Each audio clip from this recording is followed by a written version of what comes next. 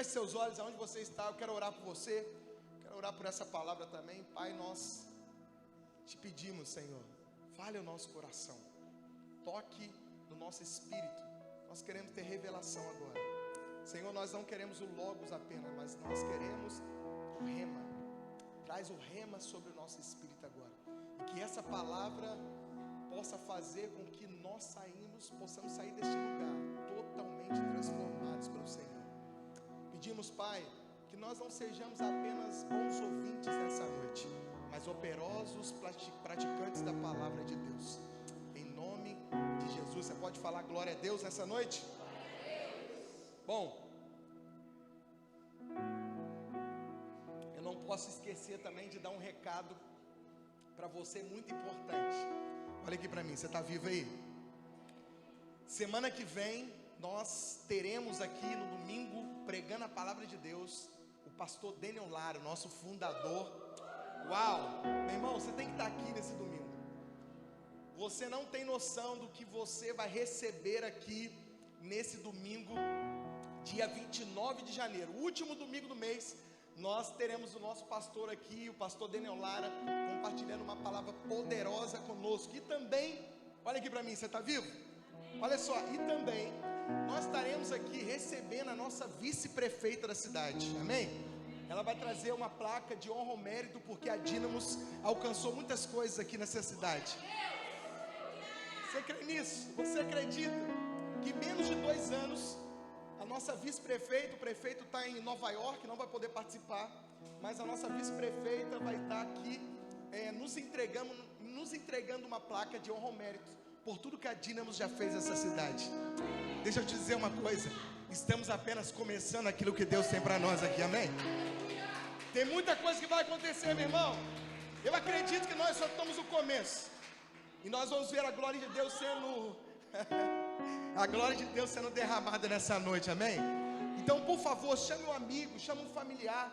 Vai ser uma grande festa. Nós estaremos recebendo não só a nossa vice-prefeita, também alguns vereadores, o nosso pastor fundador. Eu queria que você estivesse aqui. Não perca por nada, porque vai ser uma noite histórica, amém? Glória a Deus. Bom, e essas 2 últimas semanas foram assim, 2 semanas intensas. Nós entramos 2023 do jeito que nós estávamos prevendo, sem tempo para nada e vivendo algo extraordinário, várias oportunidades acontecendo, e diante de tantas oportunidades a gente já chega até a assustar. Eu me lembro que na semana passada, semana retrasada, quando o prefeito me ligou e pediu para mim ir no gabinete dele, eu falei, deu ruim. O prefeito te ligar no seu celular e falar para ir no gabinete dele é algum problema, meu amigo. Nunca é brigadeiro. Eu fui para lá com receio. E aí, quando ele disse que a Dínamos se tornou uma igreja tão importante na cidade, de tal forma que ele gostaria de homenagear, eu fiquei com a perna até tremendo. Então muitas oportunidades estão surgindo, mas a pergunta é, muitas oportunidades vão surgir para você, mas o que você vai fazer com essas oportunidades? O que essas oportunidades vão levar você a ser? Uma pessoa com altivez do espírito ou mais humilde? Muitas oportunidades vão surgir. Eu creio que é um tempo de experiências, eu creio que é um tempo novo. 2023, ele entrou nos indicando algumas direções. E eu sinto de Deus que nós de fato vamos viver o melhor ano da nossa vida. Você pode dar amém por isso? Nós vamos viver o melhor ano da nossa vida. E nós seremos tão encharcados com aquilo que Deus vai fazer, que não tem como você chegar no final do ano e não celebrar Jesus falando, tudo que eu vivi foi Ele. É isso que nós vamos fazer no final do ano. Nós vamos conseguir celebrar olhando para trás e ver tudo que Deus fez em nós e através de nós. E eu digo para você, antes de Deus fazer alguma coisa através de você, Ele vai fazer alguma coisa em você primeiro. Talvez esse primeiro semestre, ou talvez o ano de 2022, Deus estava fazendo algo em você. Mas se Deus concluiu a obra, chegou a hora de Deus fazer alguma coisa através de você. Eu creio que nós estamos entrando num tempo novo. E como é maravilhoso quando algo novo nasce. Como é maravilhoso viver o novo, como é maravilhoso experimentar o algo novo. E quando eu estava escrevendo essa palavra, Deus me falou algo muito pontual. Ele falou: Jonatas, para viver algo novo precisa de uma visão nova. Fala comigo assim: para viver algo novo, fala assim, eu preciso de uma visão nova. Não tem como você viver algo novo e ter uma visão velha. Não tem como você viver algo novo, extraordinário no Senhor e ter coisas passadas não resolvidas. E com certeza, para viver algo novo, não vai ser fácil para você. Por quê? Porque você está acostumado já com a sua rotina. E às vezes Deus vai mudar a rotina. Porque você está acostumado com o seu normal. E às vezes Deus vai colocar você de cabeça para baixo. Porque você já está acostumado com aquilo que você está vivendo, com o seu passado. Você está acostumado com aquilo que você faz todos os dias. E quando a visão muda, muda tudo. Muda a direção. Muda aonde Deus vai nos levar, aonde nós vamos chegar, muda. E nós nunca estamos preparados para a mudança. Se tem uma coisa que nós nunca estamos preparados é para mudar. Porque todas as vezes que fala de mudança já dá um arrepio, ou como diz lá no Goiás, um arrupio em você. Quando fala de mudança, e nós já recebemos várias pessoas aqui que saíram de uma cidade natal e veio para cá, a pessoa chega com várias ponderações, várias situações para serem resolvidas. Porque para mudar, precisa mudar de verdade. Mas presta atenção em mim. Não se engane, achando que o novo de Deus está ligado à estética. Porque Deus não quer que você mude a roupa, Deus quer que mude o seu coração. Tem muita gente mudando a roupa, mas não mudou por dentro, não adianta nada, é só uma casca. Deus não está preocupado numa mudança de estética. O novo de Deus não é pintar o prédio da igreja de preto, porque eu quero acompanhar outras igrejas. Porque eu quero fazer da forma que outras estão fazendo. Não, isso não é o novo de Deus. Não dá para fazer o velho com uma casca nova. Para mudar, precisa mudar de verdade. Quem está vivo aí, fala amém. O novo de Deus não está ligado à estética, não está ligado à tecnologia. Dá até para fazer uma live com o velho. Dá até para fazer o velho em alta definição. Mas não é novo.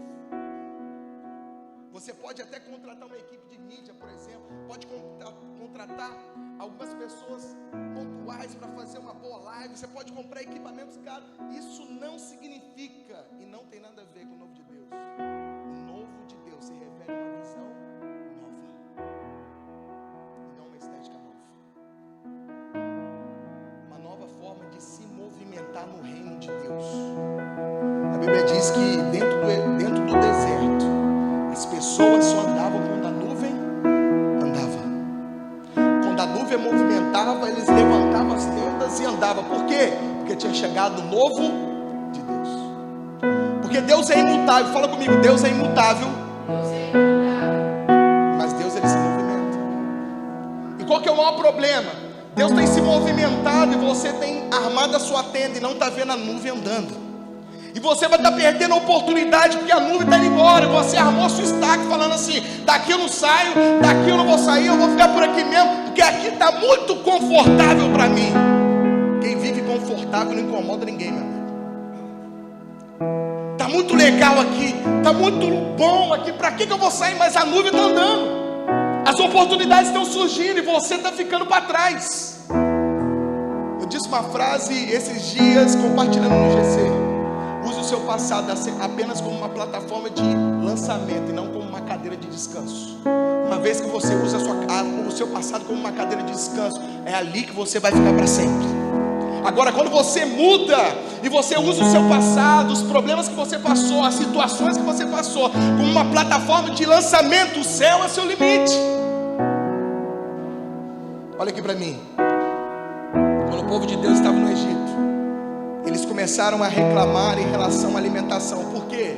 Porque não tinha alimento, não tinha comida naquele lugar. Eles estavam no deserto. E aí o que Deus faz? O novo de Deus. Ele manda para aquele povo o quê? Maná. Ele manda o maná. Quem enviou o maná? Deus. E aí homens e mulheres e famílias, eles começam a acordar cedo, porque eles tinham que ir lá recolher o maná, que ia sustentar a sua família por um dia. E eles ficaram fazendo isso por 400 anos. Ei, não são 400 dias, são 400 anos.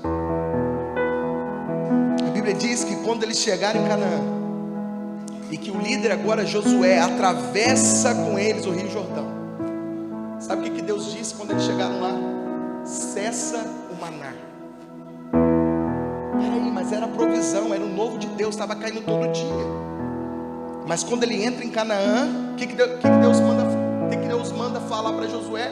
Cessa o maná. Vai cessar o maná, não vai cair mais a comida. A minha pergunta para você é: será que não se levantou um monte de gente dizendo que não era de Deus aquela terra? Será que não se levantou um monte de gente dizendo assim: não, eu vou entrar numa terra que Deus vai continuar enviando comida do céu, essa terra não é de Deus não? Ou seja, eles estavam falando que a promessa que Deus já tinha dito há mais de 400 anos não era verídica. Por quê? Porque eles estavam acostumados com o velho e não com aquilo que Deus vai fazer de novo. Muitas pessoas não desfrutam do novo de Deus porque não conseguem largar o velho. Estão com as duas mãos apegadas ao passado. E como que você vai receber algo novo se as suas mãos estão cheias? Para você receber algo novo, você tem que largar alguma coisa. Agora olha para mim, pega essa chave. Sabe quem tem a maior dificuldade para viver o novo de Deus? Quem se tornou mais profissional no velho. Quem é profissional no velho não quer viver o novo, está confortável demais. E acredite no que eu vou dizer para você.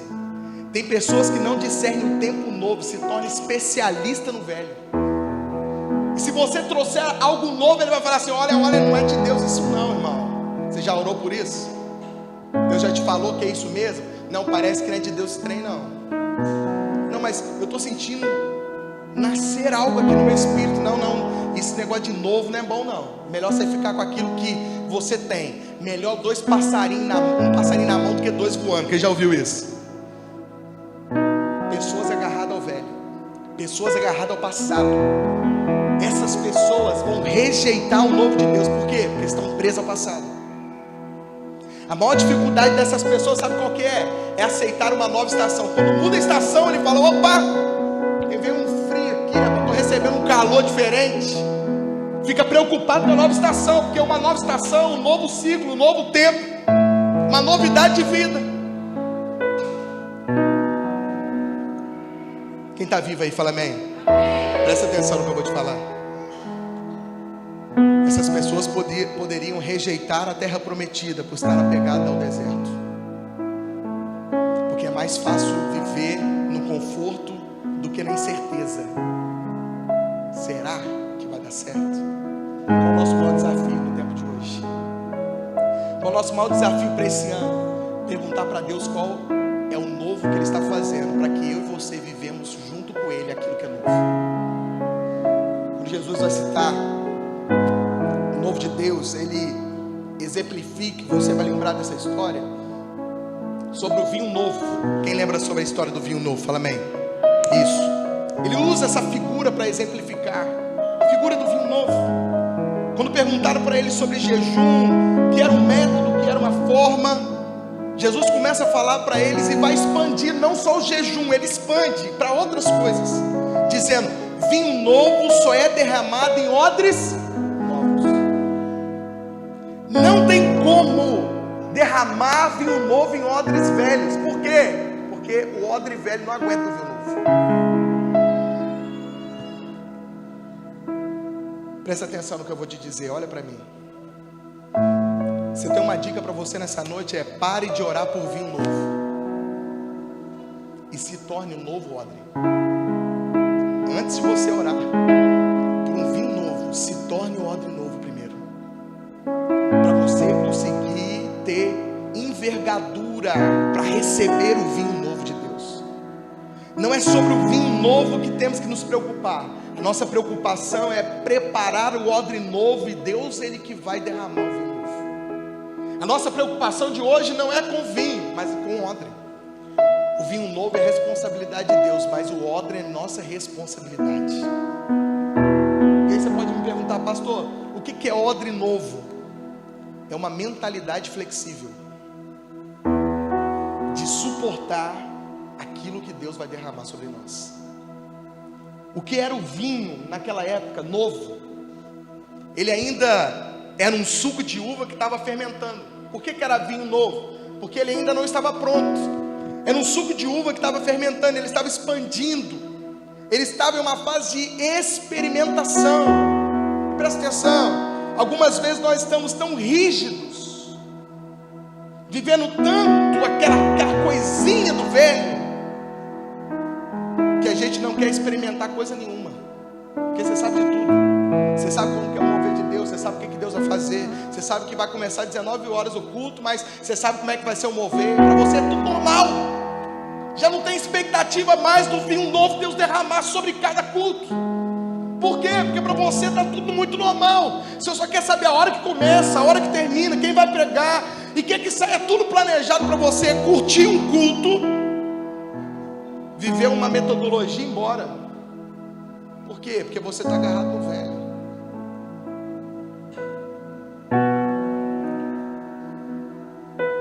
Infelizmente, isso é vinho velho. Mas o mais diferente, que dá um nó na nossa cabeça, é que Jesus termina dizendo o seguinte: que o vinho velho é melhor. Sabia disso? Ele termina o texto falando que o vinho velho é melhor. E na verdade é, naturalmente falando, se você for tomar um vinho, quanto mais velho, mais caro ele é, sim ou não? Sim. Então Jesus termina falando: o vinho velho é melhor. E olha para mim, isso parece que dá um nó na nossa cabeça, mas isso tem sentido. O vinho velho é mais gostoso, porque eu já sei o que vai acontecer, está dentro do meu controle. Mas Deus está te convidando para entrar em algo novo, em um novo tempo, em uma nova visão. Por isso nós precisamos ter uma mente flexível, capaz de suportar as mudanças que Deus vai fazer. Será que você está disposto a suportar as mudanças que Deus pode fazer na sua vida esse ano? Nós usamos esse termo, o novo de Deus, mas a verdade é de novo de Deus, né? Porque tudo que Deus está fazendo não é novo para Ele, é novo para a gente. Para Ele não é novidade nenhuma. Ele só está fazendo mais uma vez. Tudo que Ele está nos apontando a fazer é algo que Ele já fez. É novo para nós, mas para Deus é obra concluída. Eu me lembro no ano passado, da nossa conferência anual, o pastor Paulo Borges foi um pastor que nos inspirou muito nessa conferência. E aí, o pastor Paulo Borges, ele fez uma pergunta para nós. Ele falou o seguinte: você quer fazer o novo de Deus mal feito, ou você prefere o velho de Deus bem feito? Porque o velho você está acostumado, você sabe como fazer, sabe como operar isso tudo aqui, você sabe como fazer o culto acontecer, você sabe pregar. Qualquer pessoa aqui, qualquer líder no nosso meio aqui, pega o microfone e vai pregar, e vai fazer, e vai isso. Não é verdade? O velho é concluído, está tudo pronto. Eu não preciso estar sensível, espiritualmente falando, para receber a novidade, para entender o apontamento da direção de Deus. É mais fácil eu ficar com o velho. Então é mais fácil eu fazer o velho bem feito do que talvez tentar fazer o novo. E talvez não sair tão bom ou tão perfeito como eu gostaria. Por que a pergunta? E ele disse: porque nós estamos numa corrida de bastão. E nós estamos pegando o bastão, estamos recebendo o bastão, e estamos perseguindo o propósito. E olha para mim, esse exemplo que eu usei em cima aqui faz todo sentido sobre a igreja. Hoje tem um monte de igreja no hype, né? E esse faz todo sentido por quê? Porque eu posso ter uma igreja igualzinha às outras igrejas. As igrejas estão na na pegada de pintar a parede de preto, mas nem sabe por que pinta, só pinta porque a outra pintou. Mas tem um sentido porque pintou de preto. As igrejas estão usando o telão de LED. Uau, que hype. Compra uma câmera de alta definição. As igrejas agora estão fazendo podcast, não é verdade?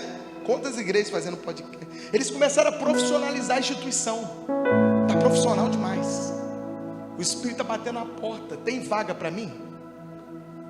Profissionalizou demais.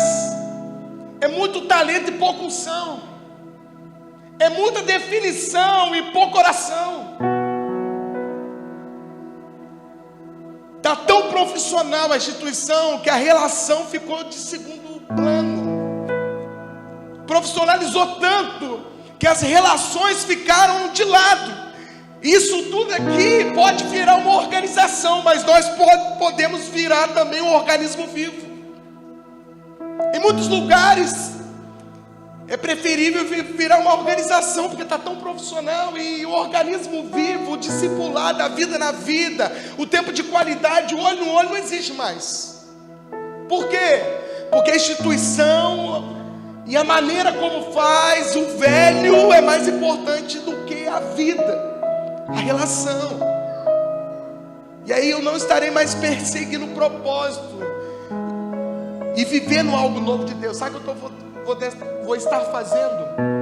Eu estarei perseguindo a moda e vivendo de acordo com as regras que estão sendo ditadas. Por quê? Porque eu estou mais preocupado com a instituição do que com a vida. A minha preocupação é muito mais com o aparato, né, a estrutura, do que com a relação, do que com saber como você está, com o seu coração, com a sua família, com a sua vida. E olha para mim, não é sobre ter uma estrutura atraente, é sobre ter uma visão apaixonante.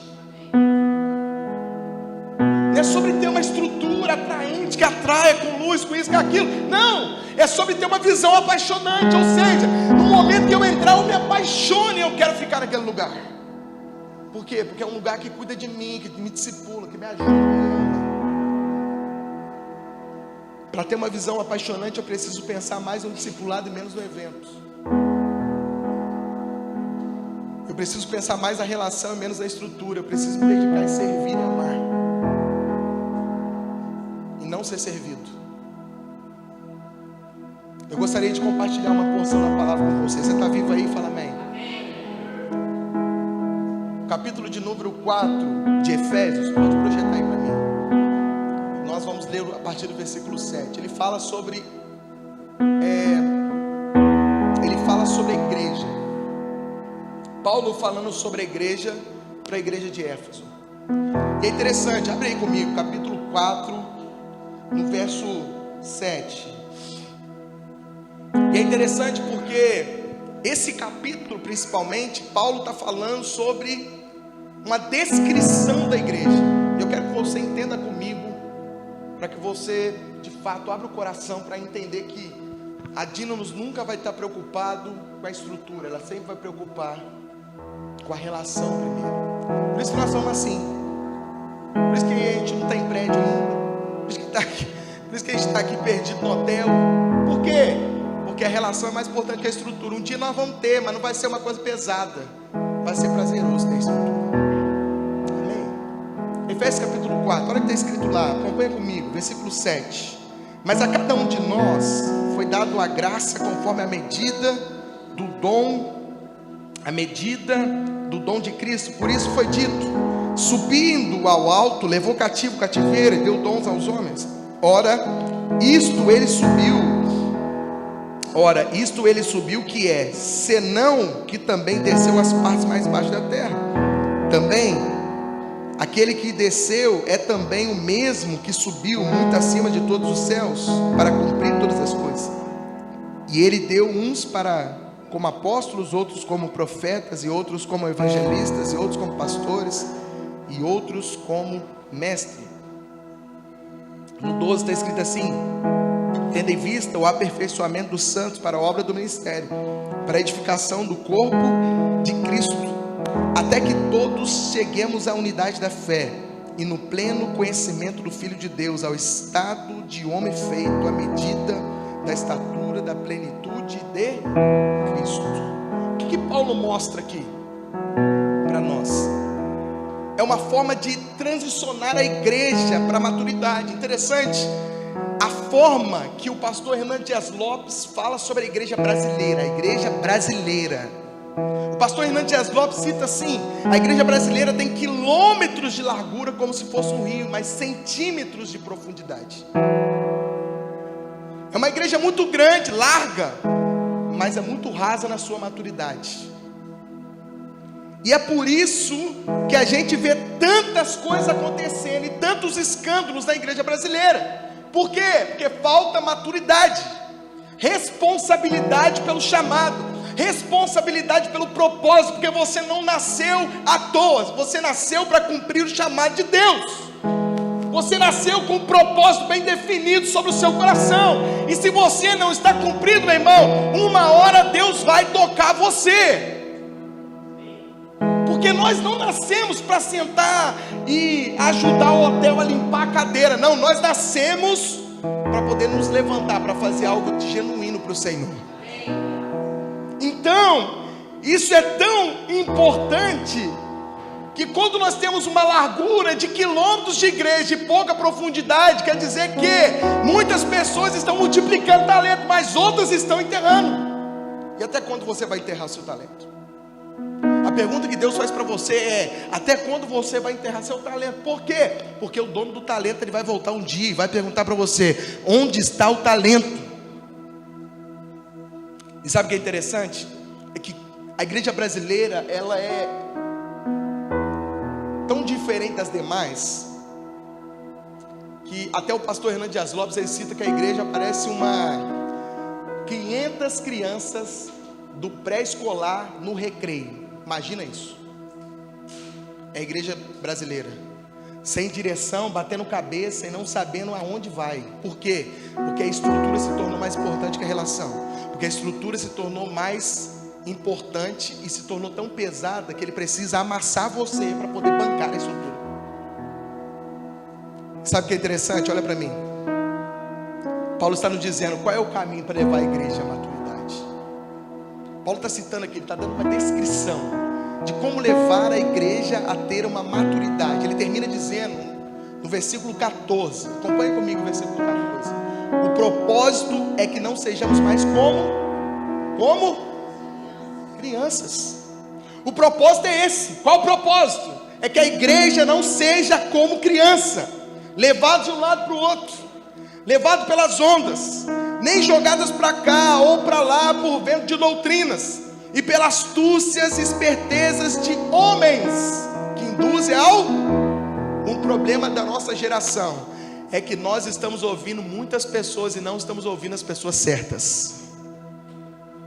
Sabe qual que é o grande problema da nossa geração? É que todo mundo que tem 1 milhão de seguidor para você é profeta, meu irmão. Você está recebendo um monte de coisa que talvez não seja bíblico. Eu vou dizer para você, eu recebi um texto que eu achei interessante. A igreja do vizinho é sempre melhor que a nossa, mas vai lá e entra na liderança e vê se não tem problema também. Não é verdade? Por quê? Porque onde tem gente tem problema, meu amigo. Onde tem gente, ser humano, tem problema. Acredito no que eu estou te falando. E sabe, quando eu estava escrevendo essa palavra, Deus me falou uma coisa muito interessante. Eu recebi essa palavra com muito temor e muita humildade, porque eu quero que você saia daqui de fato querendo ter mais profundidade com o Senhor. Mas enquanto eu estava ouvindo, lendo, escrevendo isso, Deus me falou que o propósito da igreja nunca será somente reunir bons amigos como reúne em clube. Eu não estou aqui porque eu sou seu amigo, eu estou aqui porque eu sou seu irmão. Você entende isso?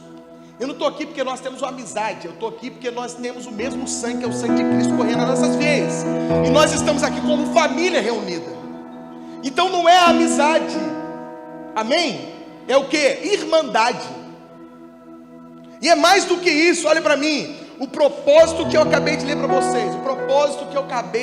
vocês, olha o que Paulo está dizendo, é levar uma comunidade à maturidade. Fala comigo, maturidade.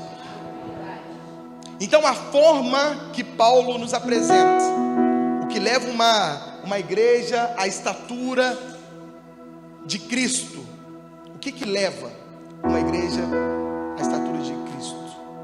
Qual é a igreja que vai ver Jesus voltar? Já se perguntou assim? Qual é a igreja que vai ver Jesus voltar?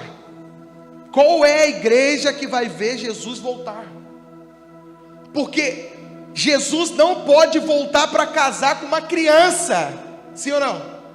Jesus, ele tem que voltar para casar com a noiva, mas é uma noiva o quê? Madura. Então por que Jesus voltou? Porque nós estamos com as noivas crianças. Porque a noiva não amadureceu. Porque a noiva não está no padrão, não está fazendo o papel correto dentro da comunidade. Nós temos um cabeça que é Cristo.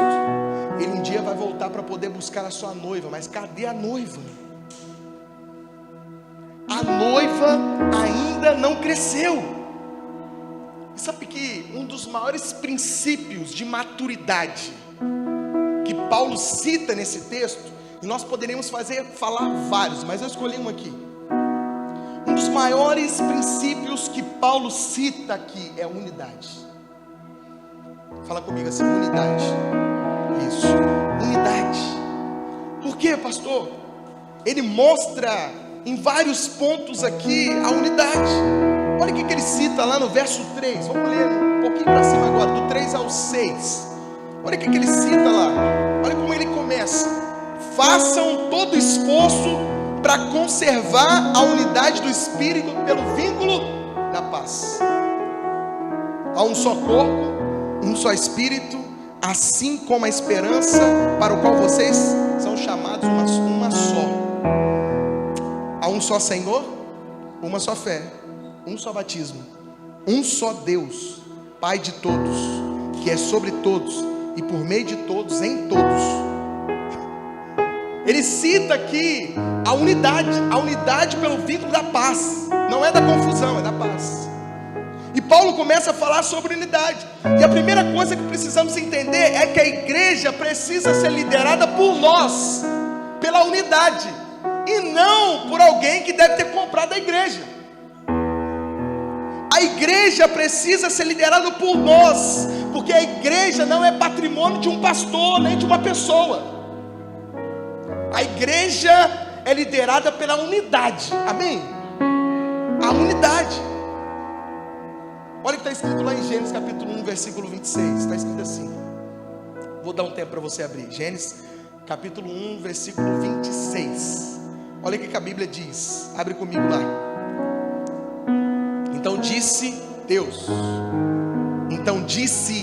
Deus, singular, façamos plural, o homem, a nossa imagem, conforme a nossa semelhança. Domine ele sobre os peixes do mar, sobre as aves do céu, sobre os grandes animais da terra, e sobre todos os pequenos animais que se movem rente ao chão. E aí presta atenção, isso aqui você precisa focar para você aprender, amém? Isso vai mudar a sua vida. Olha aqui. Sabe por que esse texto se torna tão importante para nós? Porque ele cita o seguinte, olha aqui, eu sei que tem vários professores aqui, vocês vão me ajudar. Quando ele fala disse Deus, ele está falando o quê? Disse, singular. Deus está dizendo, singular. Mas quando ele vai falar façamos, ele fala no quê? Plural. E aí, olha que interessante, essa palavra no singular disse Deus, mas quando Deus vai dizer, ele conjuga o verbo na primeira pessoa do plural. Como? Façamos o homem. Então peraí, Deus o fez sozinho. Façamos. Tem uma pluralidade aí, sim ou não? Façamos o homem, a nossa imagem, a nossa semelhança. E a pergunta que a gente se faz para o texto nos responder é: com quem que Deus está falando? Com quem que Deus está falando aqui? Para você usar a primeira pessoa no plural, eu preciso estar com mais alguém. Eu preciso estar em grupo falando, sim ou não? Sim. Façamos tal obra, a nossa imagem, a nossa semelhança. A pergunta é: com quem Deus está falando? Isso é simples para nós responder. Por quê? Porque nós cremos na doutrina básica das Escrituras. Qual que é? A doutrina da Trindade. O Deus Pai, o Deus Filho e o Deus Espírito Santo. Essa unidade perfeita é tão perfeita que nós conseguimos afirmar o que está escrito lá em Efésios, que há um só Deus, mas que se manifesta de 3 formas. Há um só Deus que se manifesta de 3 formas. Então presta atenção, esse Deus é essa família, esse Deus é essa comunidade. Então ele fala, façamos o homem. Aquela palavra homem não é macho, aquela palavra homem é Adão, e ele faz referência, ele não faz, desculpa, aquela palavra é Adão, que não faz referência ao macho, ele faz referência à humanidade. Então façamos o homem, o Adão, que se refere a uma humanidade. Então não é para ser um, quando eu falo façamos, olha para mim, façamos esse ser que eu vou chamar de humanidade. Precisa de 4 voluntários. Quem pode vir aqui fazer um teatro? 4 voluntários, para a gente não precisar apontar para você vir. Melhor vir de livre espontânea vontade mesmo. 4 voluntários. E é isso, hein? Ah, precisa de uma moça também.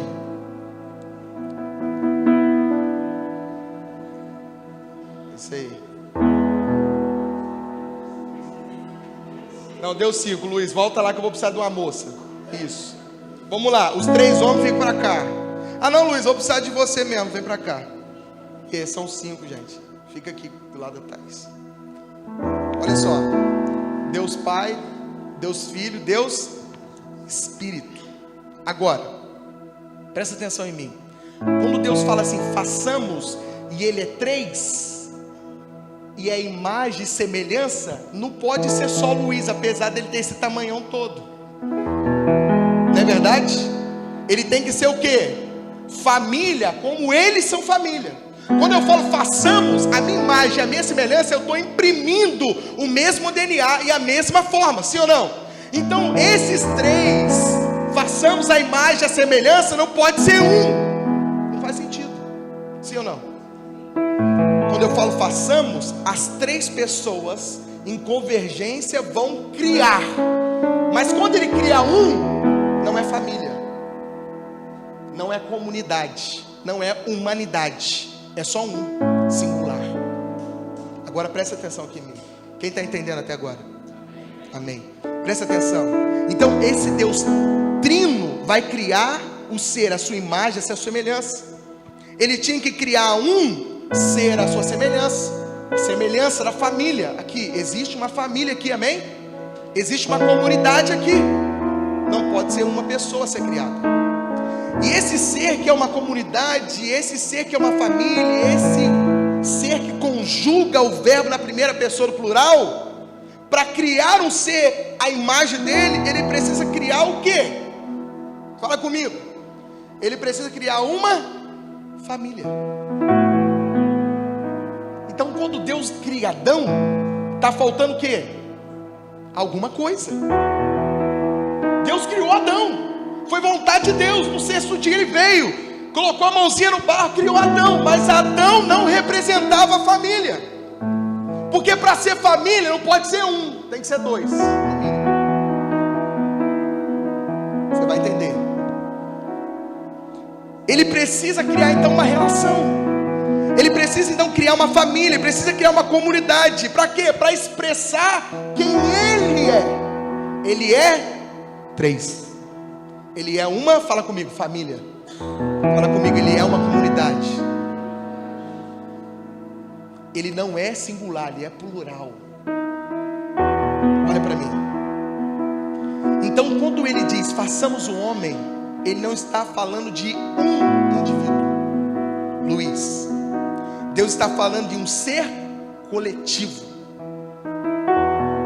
Ele não está criando um para representá-lo na terra. Ele está criando uma família que vai representá-lo na terra.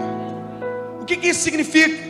Significa que você não é imagem de Deus.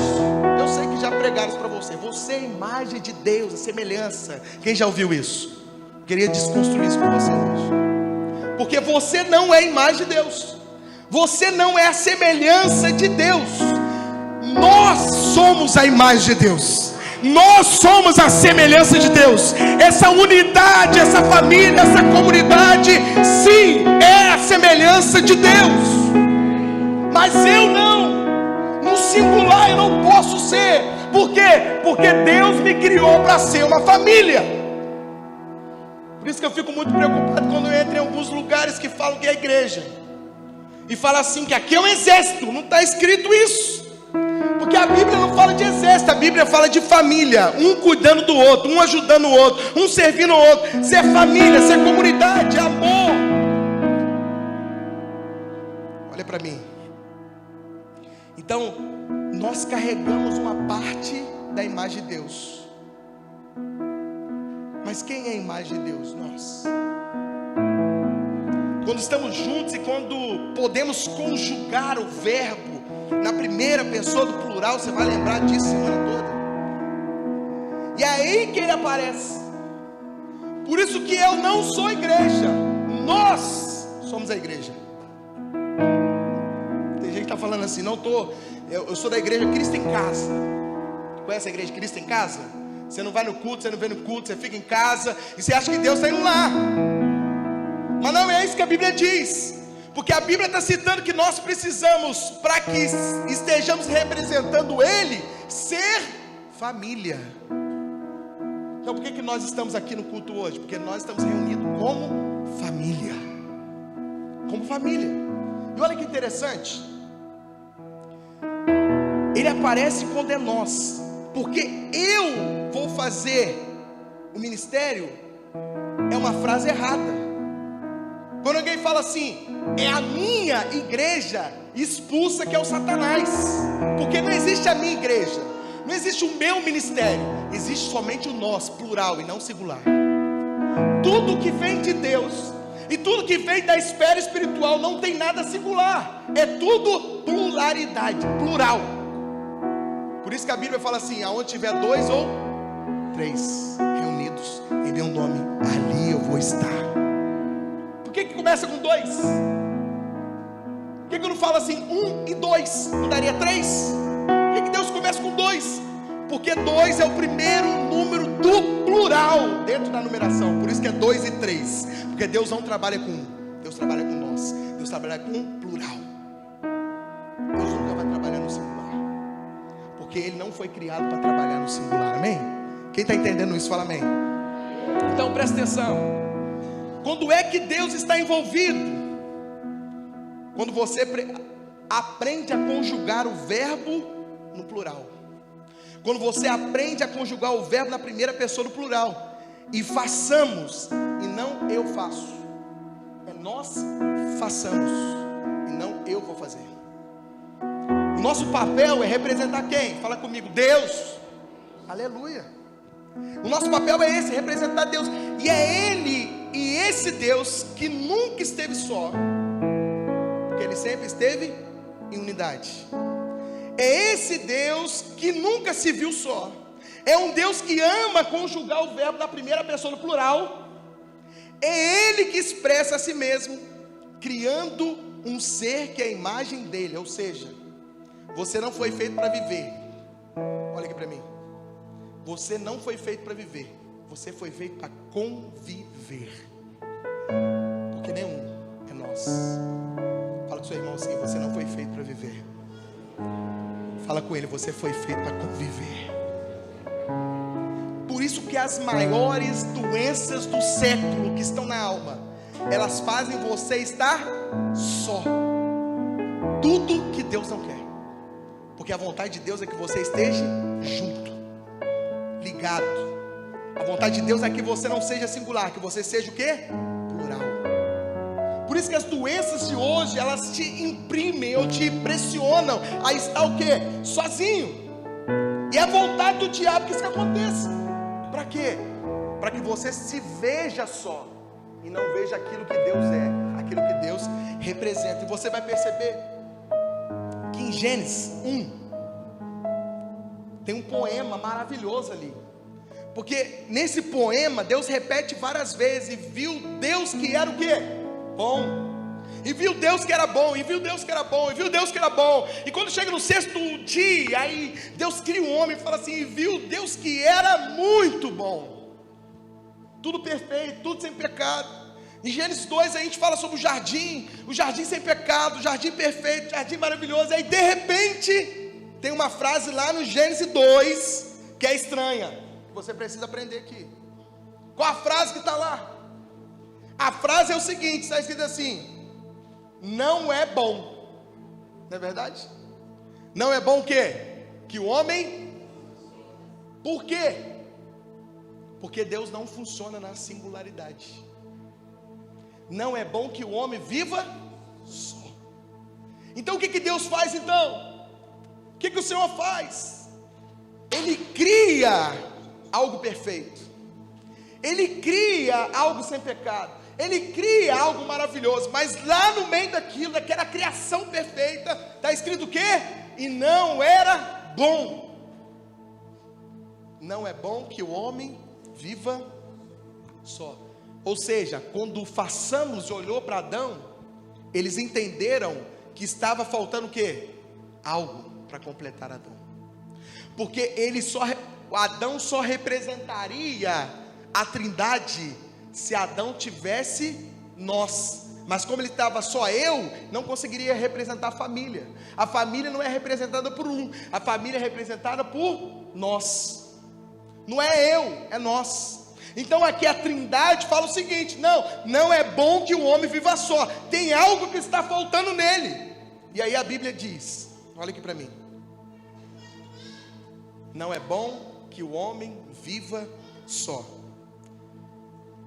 Adão, ele tinha vivido algum tempo, alguns dias, a gente não sabe, na verdade, a quantidade de tempo sozinho no jardim. Alguém com alto potencial de aprender o quê? A falar o quê? Eu. Quando Deus olha para Adão e fala assim: não, ele tem um potencial gigante de falar eu. Ele tem um potencial muito grande de aprender o meu. E não é bom, porque eu não vejo nada no singular, eu só vejo algo no plural. Porque esse Adão não me representa. Por que ele não me representa? Porque ele é o quê? Fala comigo, singular. Singular. Quando Deus olhava para ele não via família. Quando Deus olhava para ele, não via comunidade. Quando Deus olhava para ele, não via adoração em família. Deus olha e fala: não é bom porque eu não me vejo lá. Não é bom porque eu vejo isso aqui estéril. Ninguém consegue gerar nada sozinho. Não é bom porque ele vai acabar sozinho e não vai ter uma próxima geração. Não é bom porque ele não vai deixar um legado, porque um indivíduo não forma o legado.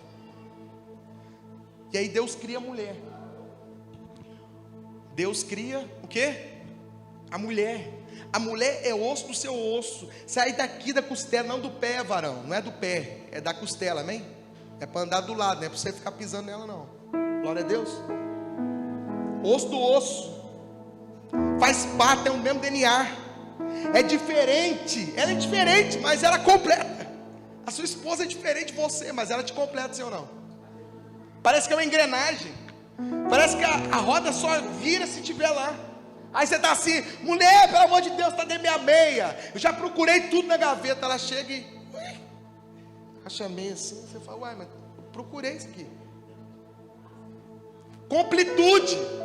A mulher te completa. Ela é tão perfeita por Deus e para você, que não tem como você viver sem ela. Já viu pessoas sozinhas como são tristes? Cabisbaixo? Mas coloca um avarô nele, ele anda que parece que ele está andando em Hollywood, cheio da unção, maravilhoso. Mas deixa ele sozinho, ele fica inquieto, não sabe o que fazer. Por quê? Porque está faltando a metade. Ela é a parte que faltar para você, não é verdade? E aí, o homem que era singular, agora se tornou o quê? Plural. E agora quando Deus olha Adão e Eva, o que ele vê? Ele. Porque porque é façamos. Eles são família, e agora eles acabaram de criar uma família.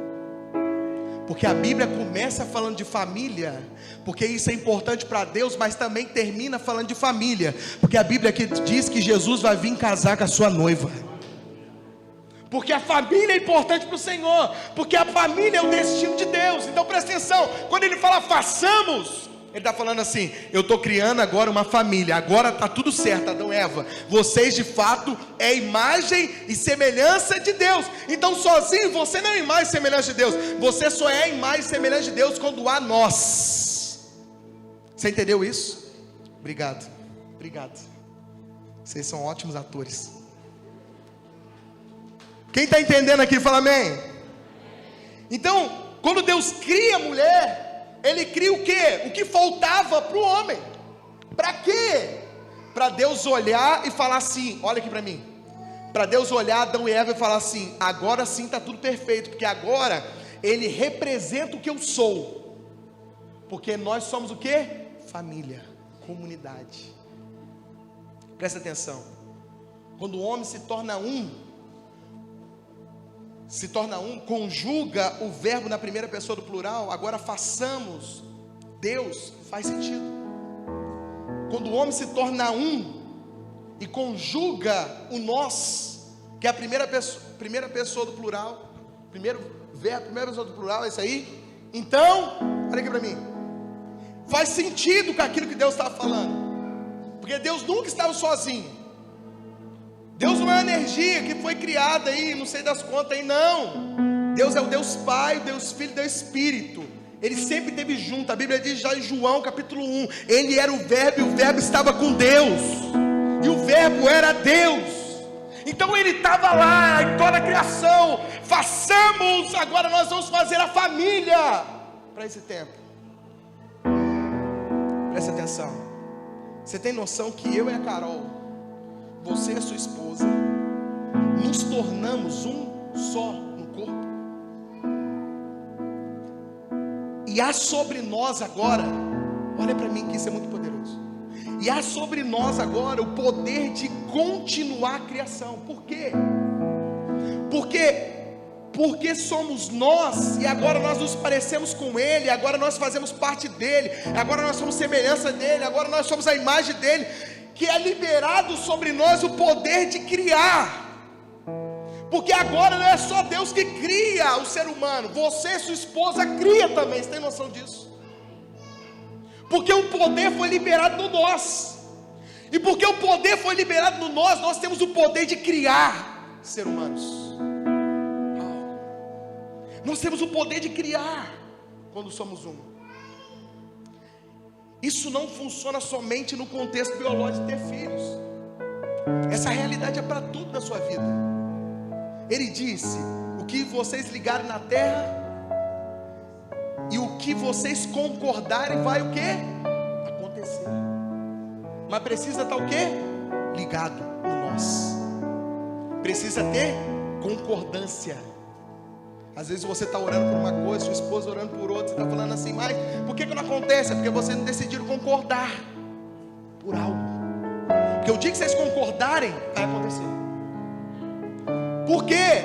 Porque aquilo que é ligado na terra é também ligado no céu. Porque Deus não trabalha no singular, Deus trabalha no plural.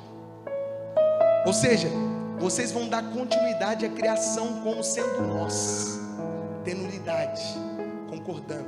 Quem continua a criação? Começa numa família, e nós representamos a família do Senhor. Isso é tão poderoso porque através disso gera um poder em nós, para que nós possamos continuar a criação de Deus. E eu quero ir para o final com você. Olha para mim. Eu estava pensando nessa palavra, eu comecei a falar com Deus. Eu comecei a pensar em Adão, em Eva, eles se tornando um. Eu pensei, na unidade nasce coisas. Não é verdade? Se na unidade nasce coisas. Eu comecei a escrever isso e Deus falou assim: calma, calma, calma.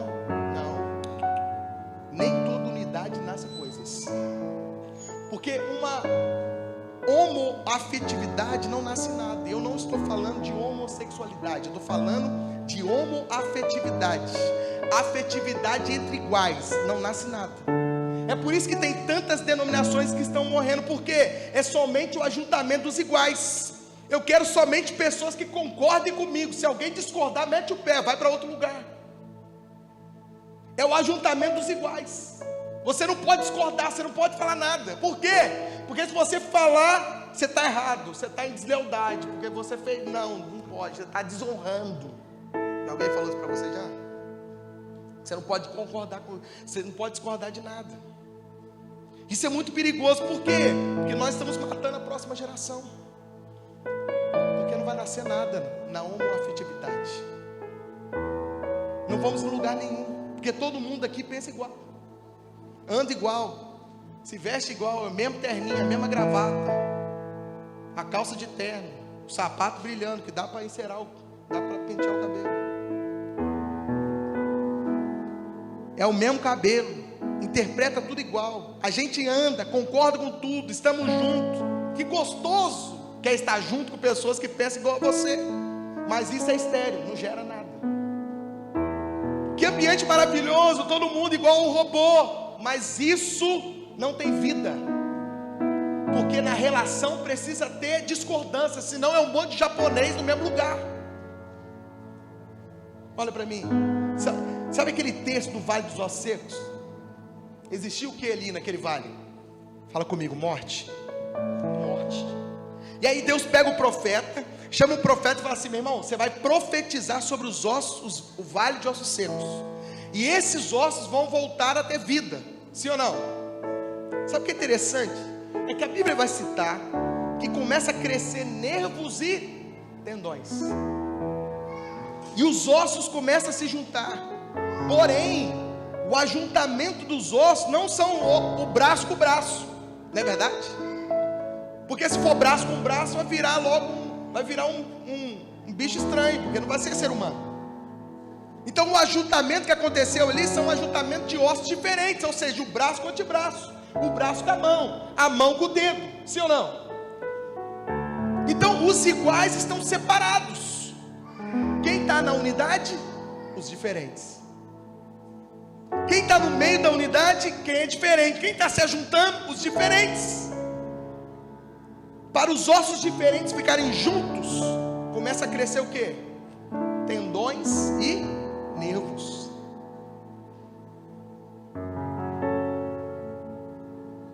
Presta atenção nisso que eu vou te dizer. Toda unidade sempre vai ser tensa e nervosa.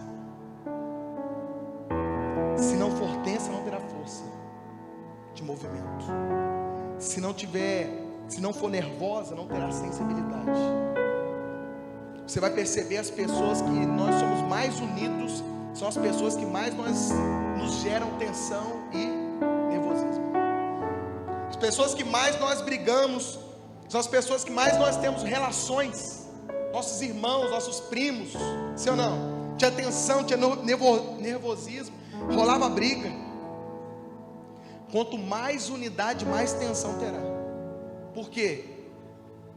Porque a gente não tem problema em discutir, porque nós vamos chegar numa solução. Porque nós não temos problema em dialogar, porque o fim é no mesmo lugar. Nós estamos ajustando aquilo para o Senhor. Quando eu não tenho unidade profunda, sabe o que acontece? Fica uma conversa superficial.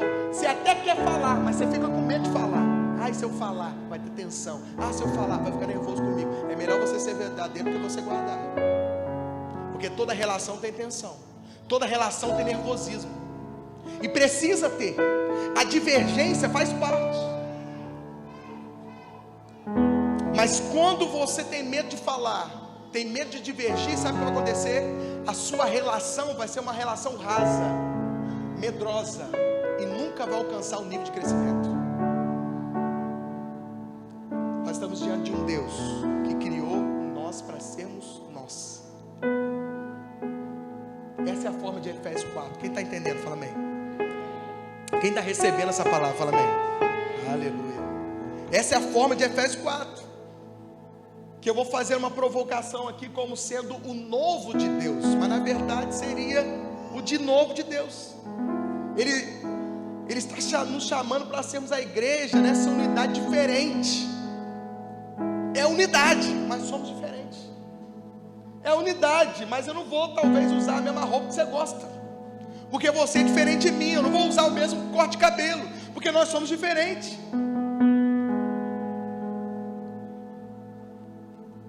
Nós somos chamados por Deus para deixar Cristo liderar a igreja. Então o padrão não vai ser um pastor, o padrão vai ser Cristo. Nós somos chamados a deixar a igreja ter o cabeça que ela tem, que existe, que é Jesus. Tem muitos lugares que o lugar de Cristo foi ocupado por pessoas. Tem muitos lugares que o lugar de Jesus, do cabeça, daquele que dá a direção bíblica, foi ocupado por alguém. E isso é muito perigoso. E a palavra de hoje é uma palavra provocativa, para você refletir.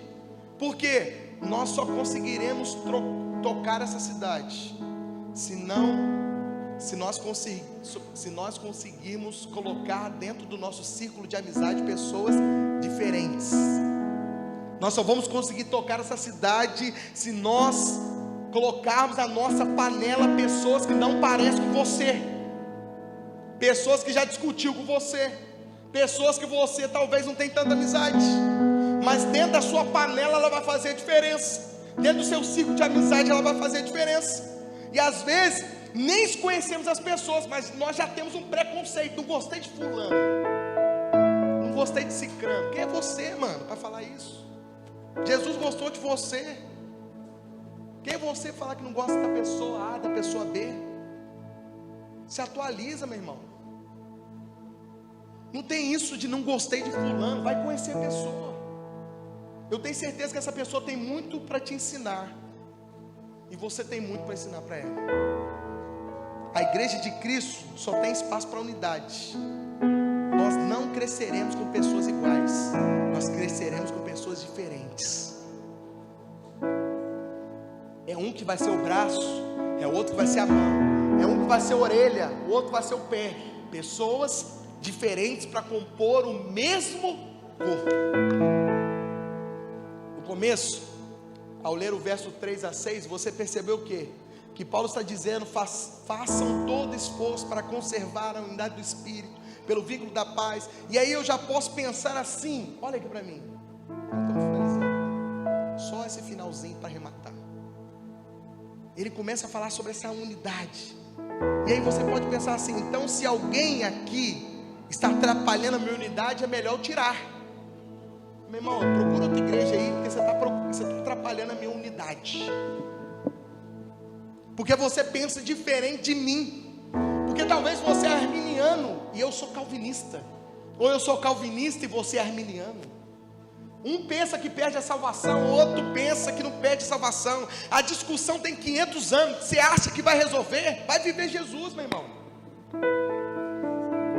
Um pensa de forma escatológica diferente de você. Você não crê assim, ele crê assim. Isso não pode separar. Isso não pode nos impedir de sentar na mesa, porque Jesus sentou na mesa com os discípulos diferentes uns dos outros. Os discípulos não eram iguais, mas sentavam na mesma mesa, comiam o mesmo pão e bebiam do mesmo vinho. Olha para mim. Ou seja, nós vamos ter o corpo somente com partes que eu gosto. Está parecendo até feijoada. Aí eu não gosto da orelha, me dá linguiça. Aí eu não gosto disso, me dá aquilo. Esse corpo vai ter orelha, vai ter boca, vai ter pé, vai ter mão.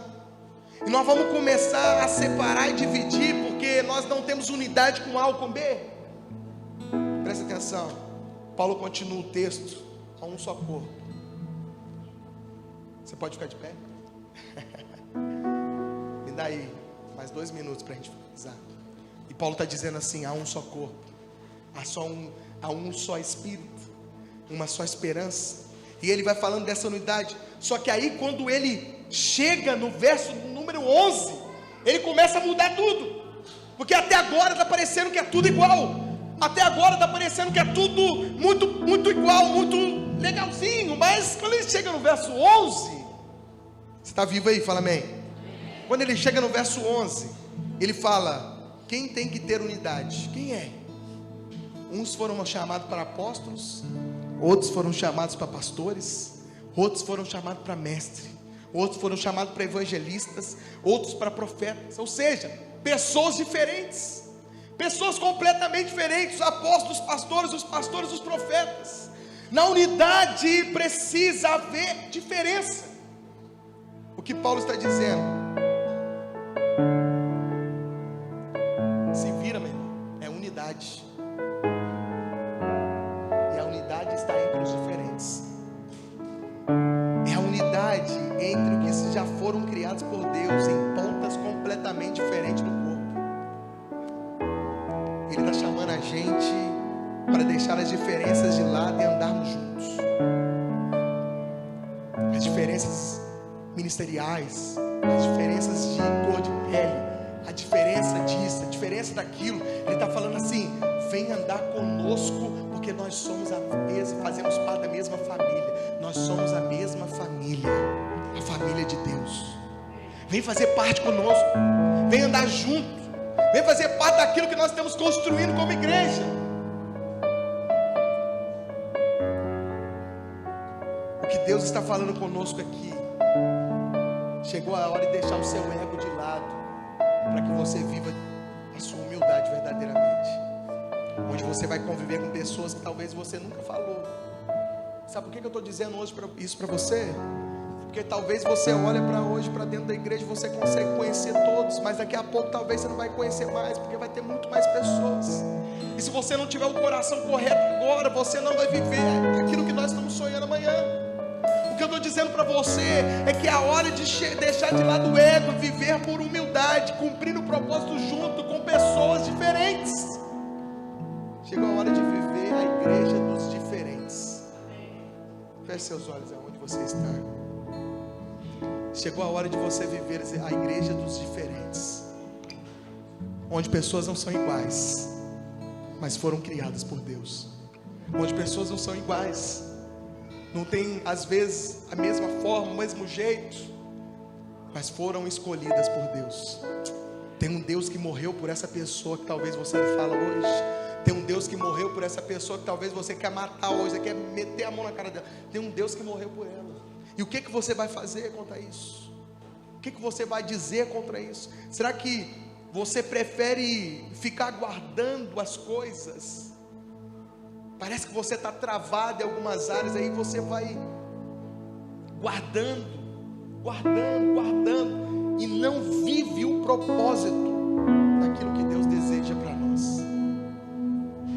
Em muitos lugares, os diferentes não têm espaço. Em muitos lugares, os diferentes não têm a quem recorrer. Em muitos lugares, os diferentes não têm quem cuidar. Mas nós queremos ser a igreja que se levanta para cuidar dos diferentes. Nós somos a igreja que vai se levantar para receber os diferentes, que eles possam recorrer até nós. Nós somos a igreja que vai se levantar para dar o ombro amigo, independente da pessoa que está chegando, ou a pessoa talvez que eu nunca vi, talvez não tenha nenhuma amizade comigo. Deus está falando para você nessa noite, meu irmão. Deus não te chamou para ser amigo, Deus te chamou para ser irmão. Você não escolhe a família que você nasce, é Deus que coloca você lá. Você não escolhe o irmão que você tem, você não escolhe o primo que você tem. Da mesma forma aqui, você não escolhe o irmão que vai estar do seu lado, mas Deus escolheu você para poder ser um com Ele. Deus escolheu você para você ser família com Ele. Eu queria que você cantasse.